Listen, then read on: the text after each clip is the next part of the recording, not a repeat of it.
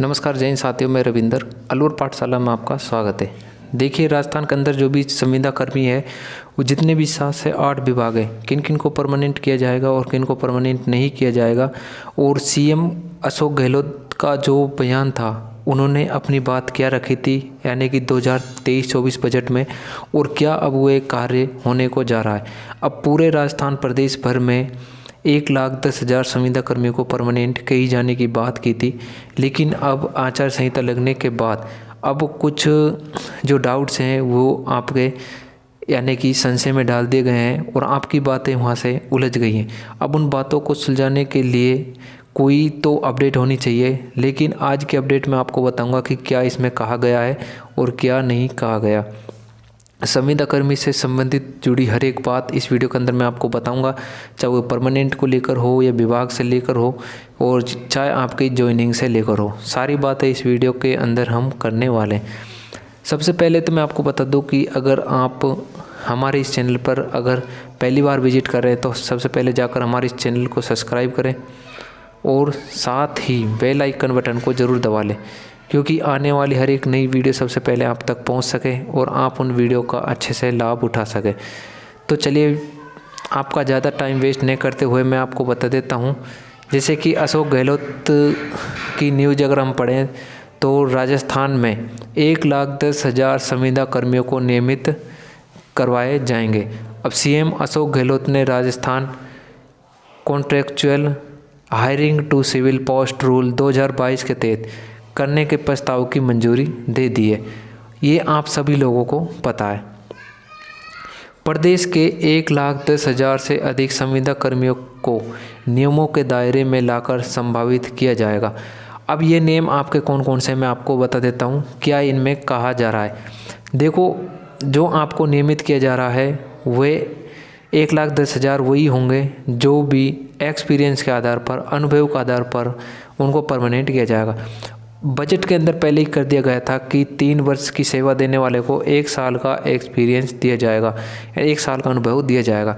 हालांकि जिन्होंने मान लो कि 15 वर्ष जिन्होंने अपनी सेवाएं दी हैं, उनको 5 साल का क्या दिया जाएगा, अनुभव दिया जाएगा, और उसी अनुभव के आधार पर आपको क्या दी जाएगी, परमानेंट पोस्ट दी जाएगी। तो इस बात से आप बिल्कुल भी परेशान नहीं हो। जैसे कि मैं आपको बता रहा हूँ कि Rajasthan contractual hiring to civil post rule 2022 के तहत आपके प्रत्येक 3 वर्ष के लिए 1 साल का अनुभव दिया जा रहा है। अब देखो, जिनको 3 साल करते हुए काम हो गए लेकिन उनको परमानेंट नहीं किया जाएगा, क्योंकि उनको आने वाली हर एक नई पोस्टों के लिए वैकेंसियों में उनको 1 साल का अनुभव वहाँ पर वो यूज कर सकते हैं, वहाँ पर लगा सकते हैं, वहाँ पर उनको 1 साल का एक्सपीरियंस सर्टिफिकेट काम में ले सकते हैं। उसके बाद नेक्स्ट है आपके, देखो, अशोक गहलोत राजस्थान के 1,10,000 संविदा कर्मियों को नियमित करवाए जाएंगे। सीएम अशोक गहलोत ने Rajasthan contractual hiring to civil post 2000 rule यानी कि रूल 2022 करने की प्रस्ताव की मंजूरी दे दी है। प्रदेश के 1,10,000 से अधिक संविदा कर्मियों को नियमों के दायरे में लाकर लाभान्वित किया जाएगा।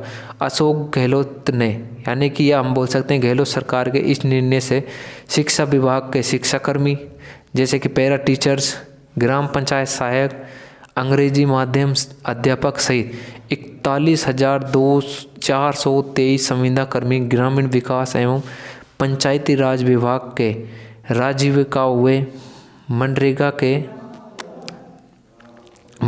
कुल 18,326 और अल्पसंख्यक विभाग के 5,697 और पैरा टीचर्स चिकित्सा विभाग एवं स्वास्थ्य विभाग हुए चिकित्सा विभाग के 44,833 संविदा कर्मी कुल सहित 1,10,279 संविदा कर्मी इन नियमों के अनुसार ही लाभान्वित होंगे। तो इस बात का आप बिल्कुल विशेष ध्यान रखें।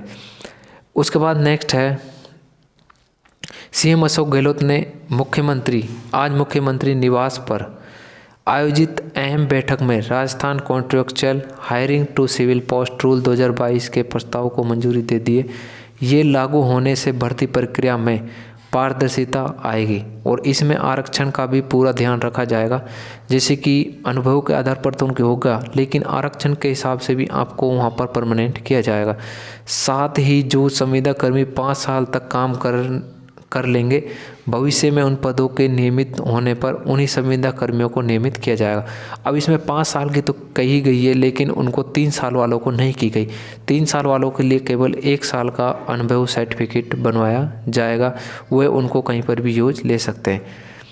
उसके बाद नेक्स्ट है, नियमों में ये भी ध्यान रखा गया है कि किस पद को किस स्थायी पद के समकक्ष माना जाए। इसी आधार पर इन संविदा कर्मियों के मानदेय का निर्धारण किया गया है। उसके बाद नेक्स्ट है,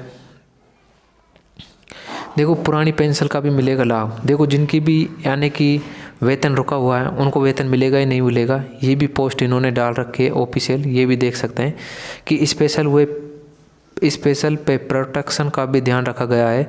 नियमित होने पर इन कर्मियों को पुरानी पेंशन का भी लाभ दिया जाएगा। और बता दें कि संविदा कर्मियों को नियमित करने के लिए कई कमेटियां बनी हैं, लेकिन इनकी समस्याओं का स्थायी समाधान नहीं हो पाया और सीएम अशोक गहलोत ने बजट में संविदा कर्मियों को विभागवार कैडर बनाने की घोषणा की थी। अब वर्ष हम 2023-24 की बात करें, वर्ष 2023-24 के बजट में मानदेय ने 20% मानदेय बढ़ाने की घोषणा की है। अब जो भी संविदा कर्मियों में यानी कि प्राइवेट पर संविदा बेस पर जो भी कार्यरत हैं, जो भी कार्य कर रहे हैं, उनको वेतन जो है बढ़ाए जाने की मंजूरी पहले ही दे दी है। उसके बाद आपके जो ये पूरी मंजूरी दी है, ये आपके एक रूल है, Rajasthan contractual hiring to civil post rule 2022 यानी 2023 के प्रस्तावों को मंजूरी दे दी। उसके बाद नेक्स्ट है आपका एक क्वेश्चन है, मैं इसका जवाब दूंगा कि संविदा कर्मी परमानेंट कब होंगे। तो संविदा कर्मचारी कब परमानेंट होंगे ये मैं आपको बता देता हूँ। देखो 5 साल काम करने के बाद संविदा कर्मी हो जाएंगे रेगुलर, और लिया ये कैबिनेट ने फैसला। देखो कैबिनेट ने ये भी फैसला लिया है कि जैसे 2023-24 का बजट पेश किया था, उसके अंदर साफ साफ लिख दिया गया था कि 5 साल तक जिनको भी अनुभव है, 5 साल तक जो भी संविदा बेस पर कार्यरत है, उन सबको परमानेंट कर दिया जाए। लेकिन उसके बाद कुछ नियम आपके अलग हुए, और उसमें कहा गया कि प्रत्येक 3 वर्ष के लिए 1 साल का अनुभव दिया जाएगा। जैसे कि संविदा बेस पर जिन्होंने भी 15 साल तक कार्य किया है, उनको 5 साल का अनुभव देकर उनको क्या किया जाएगा, परमानेंट किया जाएगा। तो ये सारी आज की अपडेट है। तो मैं आपको बता दूं कि अगर आपके फिर भी कोई डाउट्स रह जाते हैं तो मुझे कमेंट सेक्शन में ज़रूर बताएं, और ताकि उनका रिप्लाई मैं नेक्स्ट वीडियो में दे सकूं। जय हिंद।